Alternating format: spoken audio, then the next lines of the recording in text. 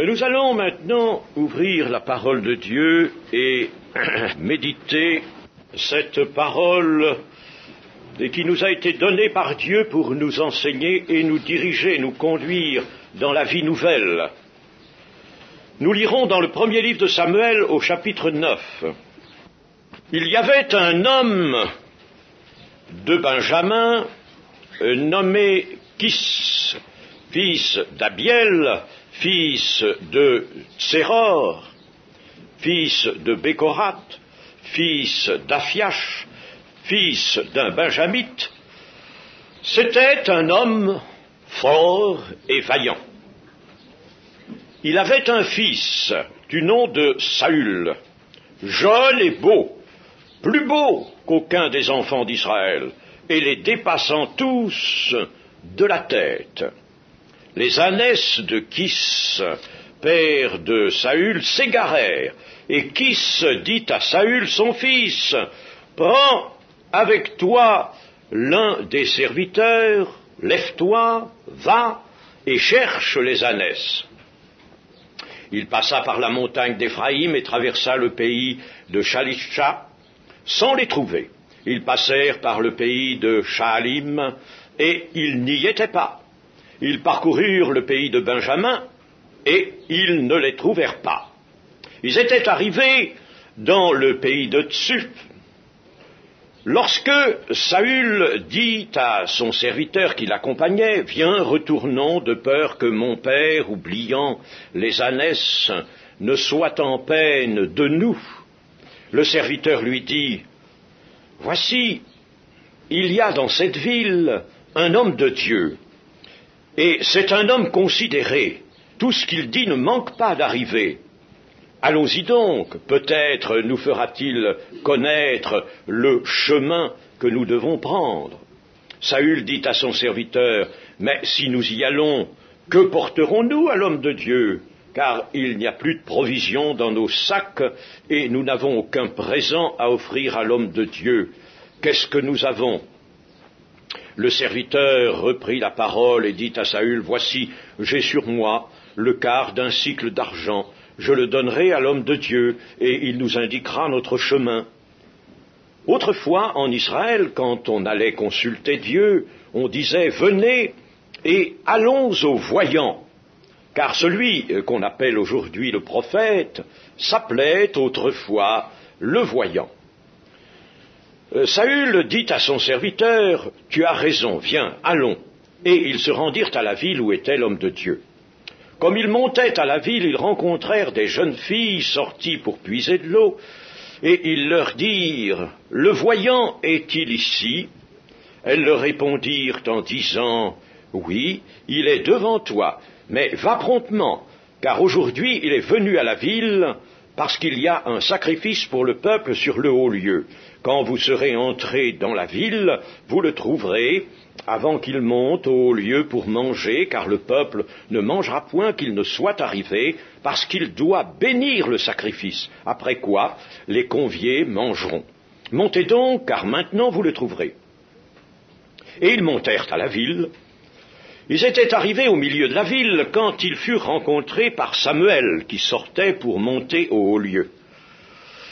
Or, un jour, avant l'arrivée de Saül, l'Éternel avait averti Samuel en disant, « Demain, à cette heure, je t'enverrai un homme du pays de Benjamin, et tu l'oindras pour chef de mon peuple d'Israël.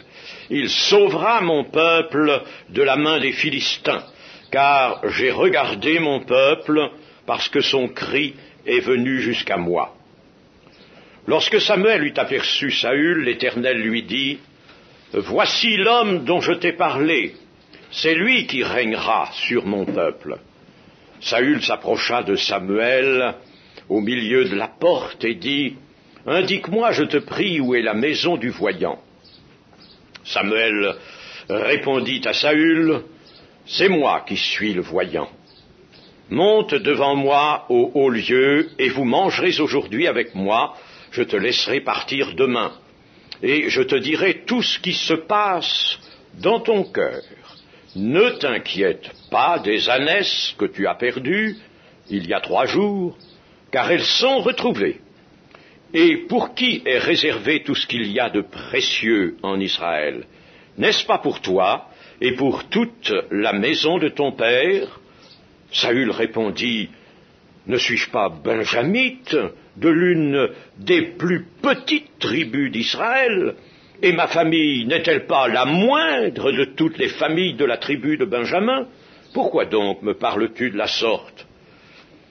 Samuel prit Saül et son serviteur, les fit entrer dans la salle et leur donna une place à la tête des conviés qui étaient environ 30 hommes. Samuel dit au cuisinier, sers la portion que je t'ai donnée en te disant, mets-la à part. Le cuisinier donna l'épaule et ce qui en l'entoure, et il la servit à Saül. Et Samuel dit, voici ce qui a été réservé, mets-le devant toi et mange, car on l'a gardé pour toi lorsque j'ai convié le peuple. Ainsi Saül mangea avec Samuel ce jour-là. Ils descendirent du haut lieu à la ville, et Samuel s'entretint avec Saül sur le toit. Puis ils se levèrent de bon matin, et dès l'aurore, Samuel appela Saül sur le toit et dit, viens, et je te laisserai partir. Saül se leva, et ils sortirent tous deux, lui et Samuel. Quand ils furent descendus à l'extrémité de la ville, Samuel dit à Saül, dis à ton serviteur de passer devant nous. Et le serviteur passa devant. Arrête-toi, maintenant, reprit Samuel, et je te ferai entendre la parole de Dieu. Samuel prit une fiole d'huile qu'il répandit sur la tête de Saül, il le baisa et dit, l'Éternel ne t'a-t-il pas oint pour que tu sois le chef de mon héritage? Amen. Toutes ces choses ont été écrites, j'aime à le rappeler, et il le faut, que notre pensée soit toujours celle-là lorsque nous consultons la parole de Dieu dans l'Ancien Testament. Elles ont été écrites pour notre instruction à nous, l'Église. Cela est formellement dit. Que trouvons-nous dans ce récit?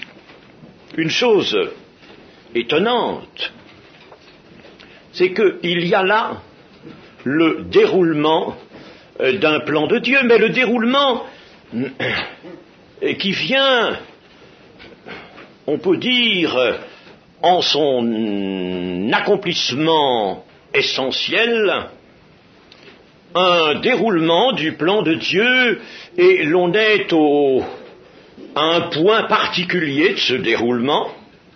Samuel vient d'être instruit par Dieu la veille, un jour avant l'arrivée de Saül. L'Éternel avait averti Samuel, demain à 7 heures je t'enverrai un homme du pays de Benjamin et tu le oindras pour chef de mon peuple d'Israël. Demain, je t'enverrai un homme. Et lorsque Samuel aperçoit Saül, alors l'Éternel lui dit, tu vois cet homme, c'est lui dont je t'ai parlé hier, que je t'envoie, c'est lui. Voici l'homme dont je t'ai parlé, c'est lui qui régnera sur mon peuple. Samuel le prophète est donc instruit du plan de Dieu, tout au moins de ce moment décisif dans le plan de Dieu. Et même Samuel sait ce qui se passe dans le cœur de Saül. Et je te dirai tout ce qui se passe dans ton cœur. Ce n'est pas toujours fréquent que l'on puisse obtenir de Dieu un discernement allant plonger jusque dans la pensée de ceux que l'on a en face de soi, que le Seigneur met en face de soi. Mais cela arrive. C'est magnifique, c'est extraordinaire. Cela arrive, je ne vais pas vous dire les circonstances dans lesquelles j'ai vu se produire cela. Mais cela arrive de nos jours, chers amis. Seulement cela arrive, bien sûr, au milieu d'une Église qui a la foi, qui s'attend toujours aux directions de Dieu. Le prophète ici est donc un intermédiaire entre Dieu et Saül. Le prophète reçoit de Dieu communication de ce qu'il doit faire, et il reçoit même communication des pensées, une vue de prophète, de voyant vraiment qui plonge dans le cœur de cet homme que Dieu envoie au prophète. Pour nous, nous avons bien sûr dans le cadre de la nouvelle alliance un intermédiaire, un médiateur, et ce médiateur c'est Jésus-Christ qui lui bien sûr en tout temps plonge dans nos pensées, sont les cœurs et les reins, comme il l'a bien montré au cours de son ministère terrestre, mais il l'exerce maintenant, ils sont nos cœurs et nos reins. Et c'est une chose que nous ne devrions pas trop rapidement classer dans les choses connues, dans les choses apprises, sues, et dont nous ne nous servons pas beaucoup. Nous devons au contraire avoir toujours présent à l'esprit ce privilège, je dirais, cet attribut que Jésus exerce, attribut divin, de sonder nos cœurs et nos reins, mes amis. Je pense que cette pensée serait susceptible à certains moments de nous confondre, de nous retenir aussi, mais surtout de nous confondre. Saül, lui, c'est un jeune homme qui sait très bien qu'il est d'une très modeste famille et d'une tribu très modeste aussi, c'est la plus humble, la plus petite, et pour des raisons historiques même, la tribu la moins bien regardée du peuple d'Israël. Il sait tout cela, et sur le moment, il est embarrassé de certaines circonstances où il se trouve, les ânesses. Son père lui a dit d'aller rechercher les ânesses qui sont partis, se sont égarés. Les ânesses, cela représentait une valeur dans une humble famille, et il est à la recherche avec un serviteur de ces ânesses. Il est donc préoccupé par cela, et il arrive devant le prophète qui lui dit « Ne t'inquiète pas des ânesses que tu as perdues il y a 3 jours, car elles sont retrouvées. » Tout est réglé. Il arrive devant l'homme de Dieu et il apprend que tout est réglé, c'est fini, il n'y a plus besoin de se préoccuper des ânesses, de courir après, d'échafauder peut-être des plans pour s'efforcer de les retrouver. Elles sont retrouvées. Comment sont-elles retrouvées? Bien sûr, nous ne dirons pas mystère, mais nous dirons action de Dieu. Dieu l'a voulu. Dieu a voulu qu'elles soient perdues. Ah oui, Dieu se sert de circonstances qu'il fait naître. Il fait naître des circonstances devant nous. Et puis, il les règle aussi. Il leur donne un aboutissement. Elles sont retrouvées maintenant, les ânesses. Tu n'as plus besoin de te préoccuper de cela. Mais cela t'a amené devant le prophète. Cela t'a amené devant l'homme de Dieu. Et mes amis, à l'origine de notre vie chrétienne, je dis à l'origine, mais attention, je ne m'en tiendrai pas à cela, à l'origine de notre vie chrétienne, qu'il n'y a pas eu aussi des circonstances dont nous n'avons pas discerné peut-être la provenance ou le sens, qui nous ont amenés quelque part, où Dieu nous voulait, où Dieu avait besoin de nous dire, écoute, maintenant dans ta vie, tout est réglé. Toutes tes préoccupations, toutes tes pensées, c'est fini, c'est réglé, c'est fini. J'en ai fait mon affaire, c'est réglé. Mais dans notre vie chrétienne, je m'empresse de le dire, dans notre vie chrétienne, il y a et il y aura et il faut qu'il y ait des circonstances aussi, et que Dieu aura préparées et qui nous conduiront. Dieu nous conduit par le cœur. Il nous conduit par le cœur, mais il se sert des circonstances qui sont là, qui apparaissent, qui nous entourent, afin de nous amener à un endroit où nous allons pouvoir exercer la foi. Alors Saül va sortir de son problème, mais il va se trouver devant une autre préoccupation, une préoccupation plus élevée. Il va voir soudain, à son grand étonnement, apparaître devant lui une tâche tout autre que celle qu'il avait dans la maison de son père, une tâche plus haute, plus élevée, une tâche qui va le rapprocher de Dieu, une tâche qui va même le lier à Dieu, une tâche qui va le mettre au service de Dieu, la royauté. La royauté, voilà que soudain, la royauté se présente. On lui donne, on lui apporte la royauté de la part de Dieu. Dieu nous saisit toujours, bien sûr, dans la vie matérielle et terrestre. Il nous sort toujours de nos préoccupations. Dans le cours de notre vie chrétienne, il faut même encore, il ne faudrait peut-être pas tout de même abuser de cela, mais dans sa bonté, Dieu intervient encore pour nous sortir de nos préoccupations, parce que généralement, nos préoccupations retombent sur la terre. Elles retournent aux aléas insignifiants souvent de l'existence.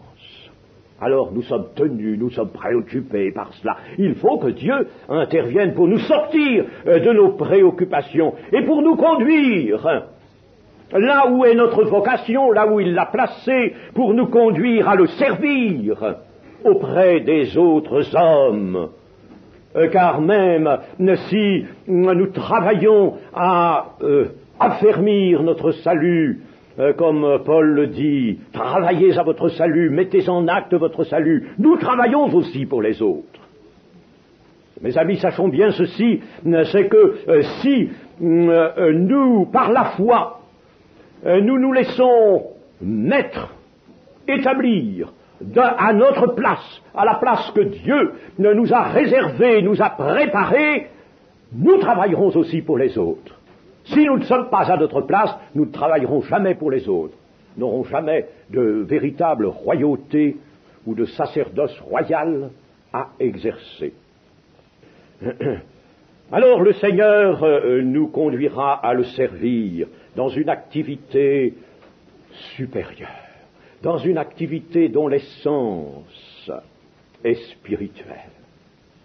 Même si cette activité comporte des actes concrets, mais elle sera d'essence spirituelle, cette activité. Il nous fera travailler en vue de l'éternité, en vue de ce qui subsiste pour la vie éternelle. Le Seigneur Jésus l'a assez dit à son Église. Travaillez donc pour ce qui subsiste jusqu'en vie éternelle, et ne restez pas toujours le nez sur vos petits problèmes terrestres qui n'ont pas d'aboutissement. Tout cela se réglera. Cherchez le royaume de Dieu avant toute chose, et la justice de Dieu, et les choses nécessaires à la vie. Mais oui, elles viendront. Le Père vous les donnera. Le Père, lui, entrera dans vos petites préoccupations de l'existence. Il entrera là, lui, parce qu'il peut y entrer sans s'y trouver prisonnier. Tandis que nous, si vraiment nous nous consacrons à nos petites activités, nous en serons les prisonniers. Et alors nous nous couperons de toute perspective élevée, de toute tâche élevée, spirituelle, supérieure. Sans préoccuper de notre personne, d'aujourd'hui, de tout à l'heure, de demain, des petites choses nécessaires. Nous serons préoccupés de ce qui périt uniquement. Et nous aurons perdu complètement contact avec la tâche élevée, avec le sacerdoce royal de tous les enfants de Dieu. C'est une action royale que Dieu veut nous faire exercer au-dessus de notre temps. Déjà, nous l'avons dit ici, le Seigneur nous élève au-dessus du temps, au-dessus de l'emprise du temps. Il nous élève au-dessus du temps, puisque nous travaillons pour ce qui subsiste jusqu'en vie éternelle. Et nous-mêmes, nous sommes assis dans les lieux célestes en Jésus-Christ. Il nous place au-dessus du temps. Lui, il est hors du temps, nous le savons. C'est la grande position privilégiée du Créateur. Mais il veut, lui, déjà, par Jésus-Christ, nous placer au-dessus du temps. Et il va nous placer au-dessus de notre milieu. Et il va nous placer au-dessus de nous-mêmes. Les ânesses sont retrouvées. Dieu s'en est chargé à réaliser la chose facilement, très facilement. Mais maintenant, envisage autre chose. Ton Dieu te dit, tu seras roi. Et après cette journée dans laquelle se déroule le sacrifice sur le haut lieu, le lendemain, de bon matin, Samuel appela Saül sur le toit et dit, viens, je te laisserai partir. Saül se leva et ils sortirent tous deux, lui et Samuel. Quand ils furent descendus à l'extrémité de la ville, Samuel dit à Saül, dis à ton serviteur de passer devant nous, qu'il s'éloigne un peu de nous. Et le serviteur passa devant. Maintenant, arrête-toi. Arrête-toi. Et je te ferai entendre la parole de Dieu. Arrête-toi. Tout passe si vite dans cette vie, comme nous le dit d'ailleurs un psaume que nous pourrions lire, le psaume 90, verset 3, tout passe si vite. 90, verset 3, tu fais rentrer les hommes dans la poussière, et tu dis, fils de l'homme, retournez, car 1000 ans sont à tes yeux comme le jour d'hier quand il n'est plus, et comme une veille de la nuit, tu les emportes, semblable à un songe qui le matin passe comme l'herbe. Elle fleurit le matin et elle passe, on la coupe le soir et elle sèche. Voilà un aperçu qui n'est pas philosophique, mais qui est selon la vérité, selon la vue de Dieu, un aperçu du temps, de notre vie, qui est conditionné par le temps. Tout cela passe, ça passe très vite. Très très vite, et nous pourrons arriver au terme de notre vie en disant je n'ai pas eu le temps, je n'ai vraiment pas eu le temps, oh j'aurais voulu faire tant de choses. Combien y a-t-il d'hommes qui avaient en vue de grands projets, de grandes réalisations, et qui sont arrivés au soir de leur vie, n'ayant pu réaliser que bien peu de choses. Arrête-toi, nous dit le Seigneur, nous dit l'Esprit du Seigneur. Arrête-toi pour réfléchir, méditer, pour demander à Dieu ce qu'il a préparé pour toi. Tu marches constamment, tu vas, tu te laisses entraîner, tu suis le troupeau humain sur cette terre. Tes pensées suivent aussi le cours, le fil des événements et du temps, mais tu n'as pas le temps de méditer, tu ne sais pas. Ton Dieu ne peut pas te parler, ne peut pas te faire entendre sa parole, mais arrête-toi. Arrête-toi. Ah, chers amis, quel conseil de la sagesse de Dieu. Arrête-toi. Mais oui, chers amis, dans l'Église, nous sommes obligés de le voir, de le reconnaître, de le constater avec peine, avec effroi, même souvent. Il y a tant de chrétiens à qui on peut dire, mais il te faudrait quelque chose, toi, il te faudra un temps mis à part, quelques jours seulement. Mais je ne peux pas, mais il n'y a rien à faire, j'ai ceci, j'ai cela, je ne peux pas. Tiens, il y a une réunion aujourd'hui, elle te serait nécessaire, cette réunion. Mais j'ai pas le temps, mais je ne peux pas y aller. Oh, chers amis, alors nous reprochons ça aux gens du dehors. Ils n'ont pas le temps de connaître Jésus. Et nous qui avons connu Jésus, est-ce que nous prenons le temps de le servir et d'entendre sa parole? Nous n'avons pas le temps. Ah, le matin, on se lève, vite, vite, vite, il faut partir. On arrive à midi. Ah, à midi, alors, il y a un peu les exigences du conditionnement technique, technologique de la vie. Il y a la radio, il y a le journal, où il y a la télé, qui elle aussi prend une bonne place, et qui veut toujours dévorer davantage du temps. Moi, je ne l'ai pas, la télé. Je ne l'ai pas. Et j'en veux pas. Parce qu'elle m'empêcherait de m'arrêter. Elle m'empêcherait d'écouter Dieu. Je n'ai pas besoin de faire son procès, j'ai simplement que cela à dire. Arrête-toi pour méditer, pour demander à Dieu. Oublie ce que l'on t'a dit ce matin, ce que tu as fait ce matin. Confie cela à Dieu. Il y a des problèmes dans tout cela. Oh, bien sûr, ton activité, elle est remplie de problèmes. Il y en a, après l'un, c'est l'autre. Quand tu as fini de résoudre celui-là, l'autre vient. Mais arrête-toi pour vivre. Et la vie, ce n'est pas l'agitation, ce n'est pas le tumulte des pensées. La vie, c'est de chercher Dieu. La vie, c'est sa parole. Tu ne vivras pas de pain seulement, mais de toute parole qui sort de la bouche de Dieu. La vie, c'est cela. Arrête-toi pour vivre. Comment peux-tu vivre de la parole de Dieu si tu cours constamment, si tu es constamment préoccupé? Tu es comme un coursier, mais pas engagé dans la bonne course dont parle l'apôtre Paul, comme un coursier avec ce monde. Tu cours avec tout le monde. Et pourtant, Dieu veut faire de toi un roi. J'ai entendu quelquefois des chrétiens, surtout des chrétiennes, je dois le dire. Elles ont quelquefois le propos qui convient, mais n'est pas toujours juste. Il ne sonne pas toujours le son heureux. Des chrétiennes me dire, moi, je suis fille de roi. Et le dire volontiers au dehors aussi. Je suis fille de roi. Je ne vous conseille pas de saisir cela comme un mode de témoignage, n'est-ce pas? Je ne vous conseille pas du tout. Mais je l'ai constaté. Je suis fille de roi, moi. Je suis fille de roi. Oui. Seulement, la fille de roi a oublié tout simplement le règne. Oublié de régner, n'est-ce pas? Alors, elle est fille de roi. De nom, elle se donne cette qualité, mais elle n'entre pas du tout dans les prérogatives d'une fille de roi, ni dans la dignité d'une fille de roi. Alors ça ne va pas, vaut mieux dire je ne suis pas, vaut mieux ne rien dire, n'est-ce pas?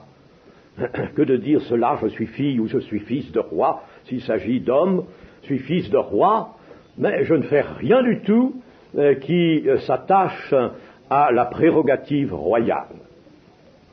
Mes amis, oui, c'est vrai que nous sommes fils et filles de rois. Et le prophète a dit, je leur donnerai des noms préférables à ceux de fils et de filles, car notre Dieu a pour nous un plan, un programme, je dirais, excusez le terme, des ambitions, de hautes et merveilleuses ambitions, qui vont très loin, très haut. Et il a fait de l'Église un sacerdoce royal. Je ne vous lirai pas les textes, vous les connaissez, elles sont dans la première épître de Pierre, elles sont dans le début de l'Apocalypse. Un royaume de sacrificateurs pour Dieu. Jésus, l'agneau, immolé, a fait de nous des sacrificateurs pour Dieu. Un royaume de sacrificateurs. Un royaume. Un sacerdoce royal. Pourquoi sacerdoce et pourquoi royal? Parce que la prérogative royale est unie en Jésus-Christ à celle du sacerdoce. Et ces deux prérogatives sont unies. La Bible l'a proclamé dans le livre de Zacharie, chapitre 6. Les deux choses sont unies en Jésus-Christ. Elles sont unies dans l'Église. Un sacerdoce royal. Et ça, alors, laissez-moi vous dire souvent, c'est le dernier de nos soucis. C'est le dernier de nos soucis. Nous allons nous préoccuper des petites affaires de notre intérieur, de notre maison, de nos contacts avec les uns et les autres, ou de nos petits désagréments dans le milieu professionnel. Nous allons nous occuper de ça. Mais le sacerdoce royal est le dernier souvent de nos soucis. Alors que peut faire le Seigneur? Arrête-toi. Arrête-toi sur cette voie. Arrête-toi. Oh, mais ça, c'est une chose impérative que le Seigneur peut dire à l'Église. Arrête-toi. Est-ce que je te laisse orphelin? Est-ce que je te laisse manquer de quelque chose? Est-ce que tes préoccupations qui vont s'ajouter les unes aux autres, s'amonceler même pour te rendre prisonnier, vont-elles te procurer ce que tu as besoin? Tu seras toujours à la course, derrière quelque chose. Tu attendras toujours quelque chose, d'autant plus que tu auras voulu tout résoudre par toi-même au détriment et à l'abandon de cette tâche élevée, spirituelle, que Dieu a préparée, de cette vocation dans laquelle tu as tant de choses à faire. Arrête-toi, car Dieu voudrait te parler. Le Seigneur Jésus nous a dit dans l'évangile de Jean, dans cette belle instruction du bon berger, que les brebis connaissent sa voix. Les brebis le suivent parce qu'elles connaissent sa voix. Elles ne suivent pas un mercenaire, elles ne connaissent pas la voix du mercenaire, mais elles entendent sa voix, et le bon berger leur parle. Entendez-vous la voix du bon berger dans votre cœur? Est-ce que le bon berger vous parle? Bien sûr, vous me direz, j'ai l'Écriture. Je regrette profondément une chose, c'est que même dans les milieux évangéliques, on est laissé s'insinuer du rationalisme qui a barré la route au véritable exercice de la foi. On nous a rationalisé l'Écriture tout en nous invitant à croire, à y attacher notre foi. On nous l'a rationalisé, on nous l'a conditionné. Et chers amis, ce qui se faisait autrefois, alors c'est ça qu'on nous dit quelquefois, ce qui se faisait autrefois avant la nouvelle alliance, avant la venue de Jésus, ça ne peut plus se faire, maintenant c'est fini. Alors comment? Nous avons ce qui est supérieur, ce qui porte à la perfection. Et le Seigneur aurait arrêté tous ces merveilleux avantages que nous pouvons relever dans les récits de l'Ancien Testament, quand nous voyons que Dieu parle à ses serviteurs, que ses serviteurs le consultent, lui posent des questions, et que le Seigneur se plaît à répondre. Alors les théologiens iront imaginer comment Dieu a pu répondre, parler à un Moïse, parler à Jacob, parler à David et autres, comment il a pu faire. Comment il a pu faire? Mais entrons dans l'expérience tout simplement et nous verrons comment le Seigneur va faire. Mais tout ce qui est certain, c'est qu'il nous parlera, et il faudrait que nous sachions maintenant que si le Seigneur a parlé autrefois à ses serviteurs, il parle maintenant à ceux sur qui il répand tout esprit, tout son esprit, la plénitude de son esprit, il parle à toute chair sur laquelle son esprit est répandu. Par une voie intérieure, par une voie amicale, par une voie vénérable. J'ai entendu, et j'ai dans une cassette d'ailleurs un chant du Borinage, des mineurs du Borinage. Ce sont des hommes que j'aime bien entendre parce que on sent la foi dans leur chant. Et alors ils ont un chant sur la voix du Seigneur Jésus. Elle est admirable, la voix du Seigneur Jésus. Admirable, elle est harmonieuse, disent-ils, la voix du Seigneur Jésus. Il faut croire qu'ils l'ont entendue, cette voix du Seigneur Jésus. Eh bien, à nous de l'entendre aussi, cette voix amicale qui prononce la sagesse, qui barre la route à nos pensées et qui nous dit non. Où es-tu? Où vas-tu? Où t'égares-tu? Où t'enfermes-tu avec de telles pensées? Il barre la route à ces pensées-là. Pardon, Seigneur, Telle devrait être notre réaction. Pardon, Seigneur. Oui, je quittais la voie. J'avais perdu la voie. Mais je reviens, Seigneur. Tu m'appelles. Je reviens. Il barre la route à nos récriminations. Il barre la route au découragement. Et dans une telle situation, rien ne peut s'accomplir. Alors, nous pouvons dire que, véritablement, l'Église est privée de tout, est privée de tout contact avec son chef, son maître, car rien ne se passe si nos cœurs sont livrés à toutes nos préoccupations, si nous sommes affectionnés aux choses d'en bas, attachés à ces choses d'en bas, et nous marchons en considérant la vie sur la terre, un point c'est tout, ou en nous considérant nous-mêmes, alors là, il n'y a plus de langage, il n'y a plus rien, il n'y a plus de voix du Seigneur, et rien ne peut s'accomplir. Et nous souffrons de cela.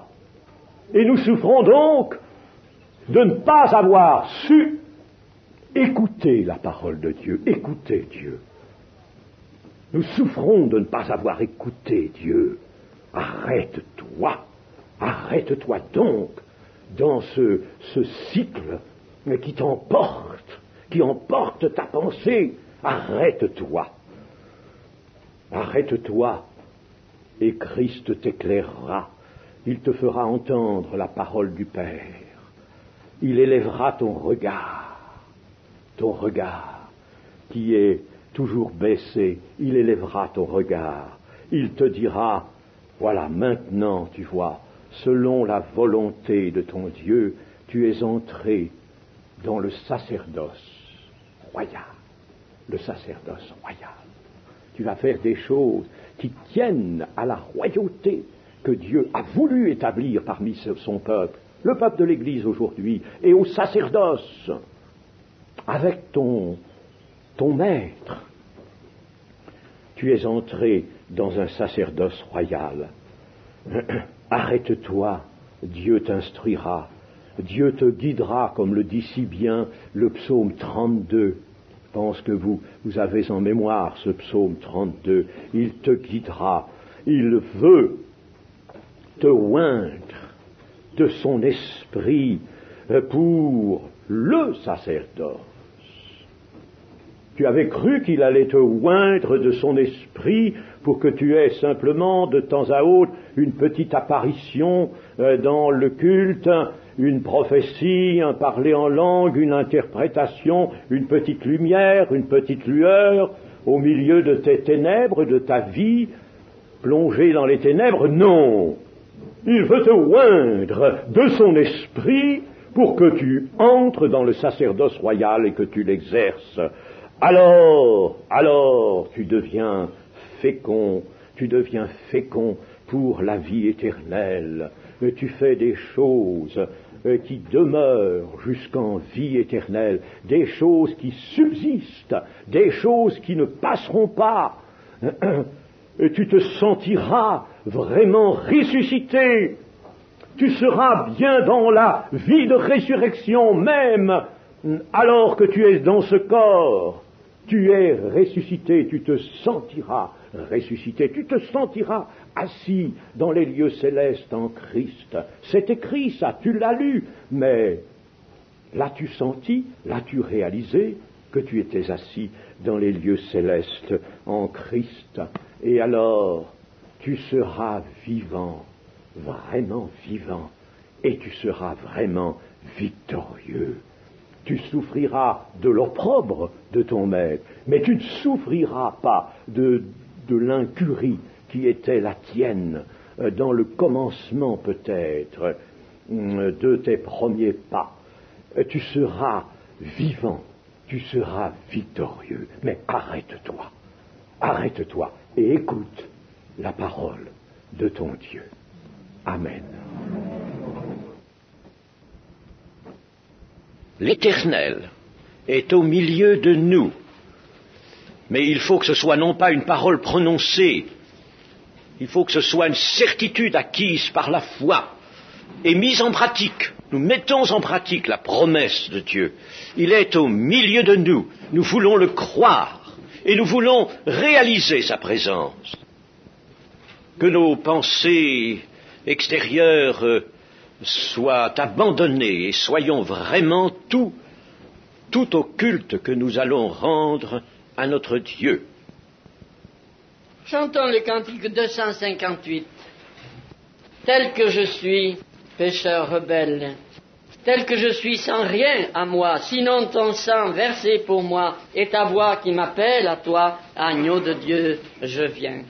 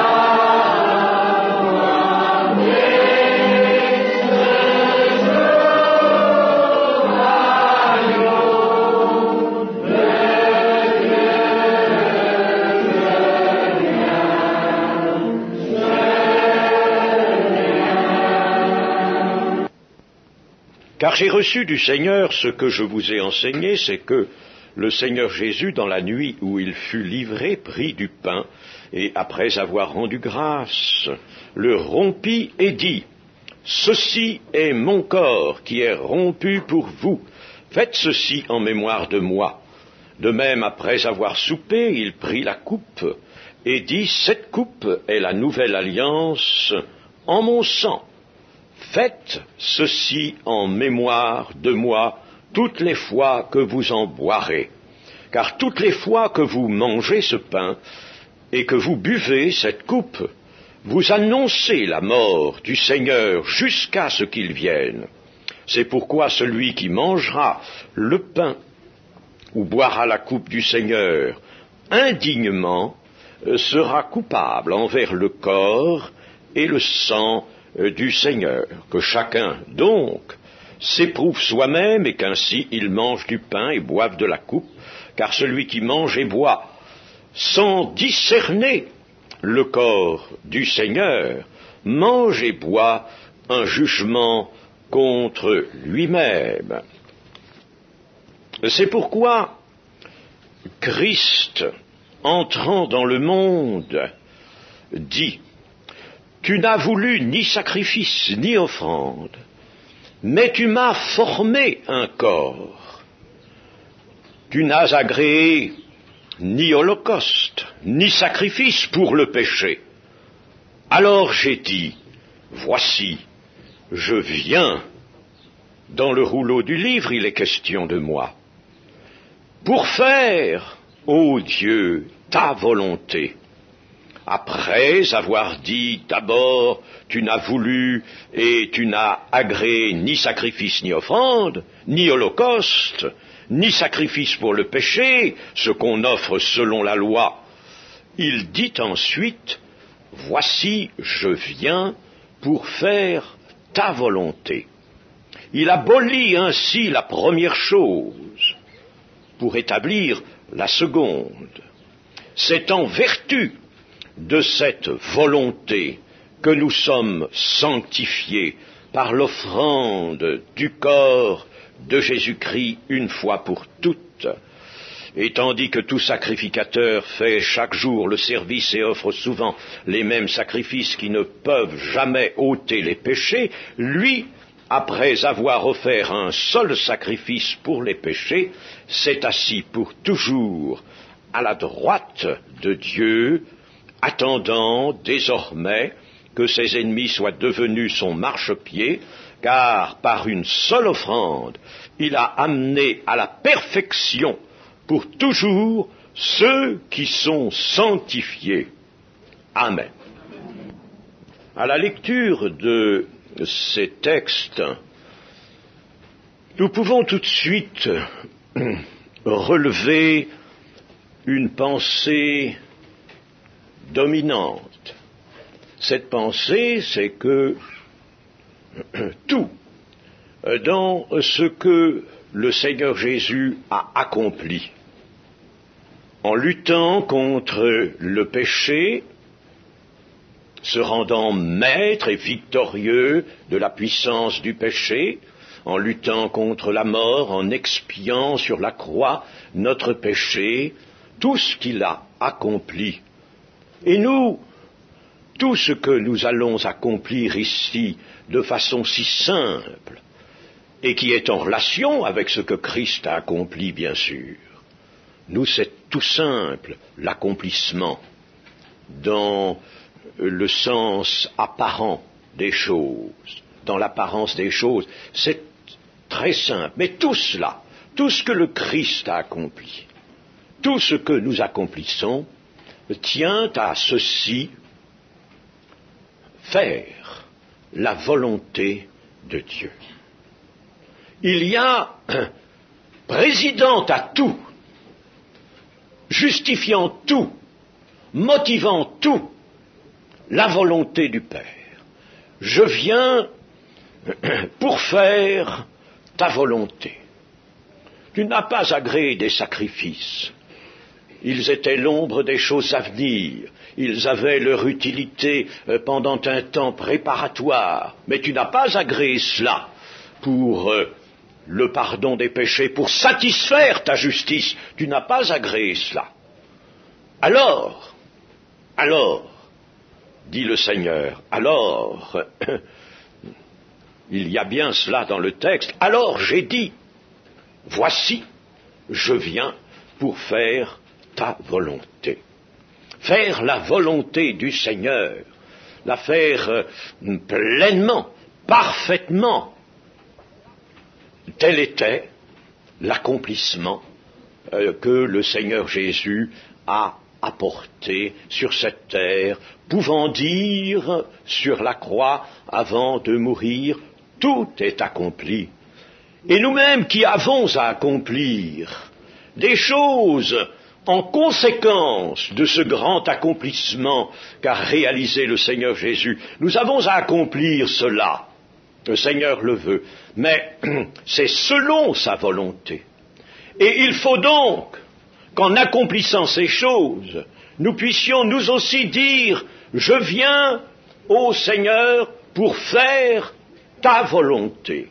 Et faire la volonté, cela s'établit, cela se tient dans le cœur.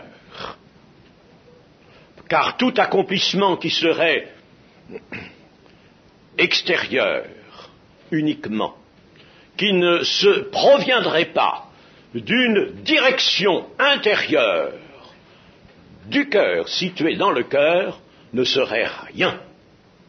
Et le Seigneur Jésus a pu le dire pour son propre accomplissement lui-même, la chair et le sang ne servent de rien. La chair ne sert de rien. Les paroles que je vous ai dites sont esprit et vie. Alors, mes amis, dans les siècles de christianisme, on a voulu revenir et situer l'importance à l'accomplissement, à la chose. On a même voulu placer dans le pain et le vin la réalité, alors que la réalité est dans l'accomplissement de la volonté de Dieu. Mais je le répète, accomplissement qui se présente essentiellement dans le cœur. Les dispositions du cœur. Actuellement, maintenant, ce sont ces dispositions de votre cœur qui importent. C'est ce que le Seigneur voit. Il faut que vous mangiez. Il faut que vous buviez. Buvez-en tous, mangez-en tous. Mais le Seigneur, lui, ne va pas regarder la bouchée de pain que vous allez prendre, la gorgée de vin que vous allez absorber. Il le sait que vous le faites, il le voit. Mais ce qu'il va regarder, c'est le fond de votre cœur. Y a-t-il dans votre cœur la rémémoration du tout est accompli du Seigneur? Est-ce cela que le Seigneur va lire dans votre cœur? Et une reconnaissance, et une action de grâce, et une grande et puissante espérance dans votre cœur. Un cœur qui vient et qui dit « Je fais ta volonté, Seigneur ». Ta volonté, elle est maîtresse de tout mon être, car tout ce que tu veux se situe dans la région de l'esprit. Et c'est mon esprit qui est entièrement solidaire du tien, ô notre Dieu. Mon esprit est uni au tien par Jésus-Christ. Alors, moi aussi, je fais ta volonté dans mon cœur. Mes pensées te sont subordonnées, mes pensées, elles te sont livrées. Et dans ma pensée, je place ta volonté qui s'est exprimée par ta sainte parole. Je mets ta volonté. Je connais cette volonté. Elle est merveilleuse, elle est bonne, elle est sainte pour moi. Et dans mon cœur maintenant, il y a ce désir de faire ta volonté. J'annonce la mort du Seigneur qui me vaut de vivre, d'être dans la vie, d'être sauvé par la vie du Seigneur, parce qu'il est mort, parce qu'il est ressuscité. Et tu as demandé, tu me demandes encore en ce dimanche aujourd'hui de rappeler cela, de remémorer cela, ta volonté. Je viens pour faire ta volonté. Ta volonté est dans mon être. Elle gouverne toute ma vie, tout mon être. Ta volonté, Seigneur. C'est cela, la disposition que le Seigneur veut trouver. Et c'est ainsi que vous discernerez vraiment au fond de votre être, dans votre être intérieur, que vous discernerez le corps et le sang de Jésus. La chair et le sang ne servent de rien. Mes paroles sont esprit et vie. Mais il n'empêche que la chair a été brisée, que le sang a été versé. Mais maintenant c'est dans le cœur, dans votre cœur, que le Seigneur veut trouver, lire, se réjouir de rencontrer l'acceptation de sa volonté. Que le Seigneur nous trouve tous dans cette disposition et restons dans cette disposition essentiellement pendant ce temps où nous allons accomplir ce que Dieu a voulu nous allons manger ensemble le saint repas, boire à la coupe de bénédiction ensemble, mais que notre cœur soit véritablement rempli de cette pensée magnifique. Je viens, ô Seigneur, pour faire ta volonté. Gloire et honneur au Seigneur. Amen. Amen.